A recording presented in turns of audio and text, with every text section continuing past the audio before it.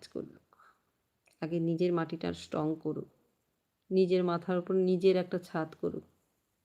আমি চাই নারীরা যেন কাজ করে নিজের মাথার উপরে ছাদটা তৈরি করুক, যেন কালকে শ্বশুরবাড়ি থেকে তাড়িয়ে দিলে, বাপের বাড়িতে গেলে তাড়িয়ে দিলে রাস্তায় ভাড়া না থাকতে হয়, নিজের বাড়িতে থাকতে পারে।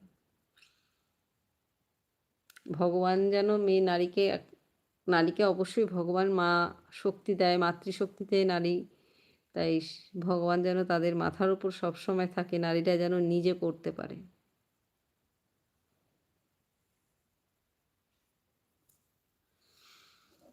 কেনই বা না গো?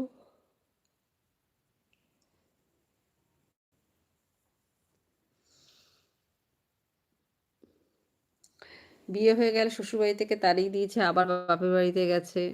মা তো 10 দিনে একদিন বিরক্ত হচ্ছে, আরও তো 4টে বাচ্চা আছে, তা সেটা যেন না হয়।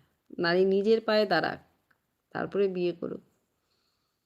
যারা লাইভে পরে দেখবে তাদের কাছে আমার একটাই রিকোয়েস্ট, তোমরা যদি নারী হয়ে থাকো প্লিজ নিজের পায়ে দাঁড়াও, তারপরে বিয়ে করো। নিজের পায়ে না দাঁড়িয়ে, নিজের কিছু না করে কোনো পুরুষের হাত ধরে ফটাক কিনা চলে যেও না। সে পুরুষটাই ভালো হলে তোমার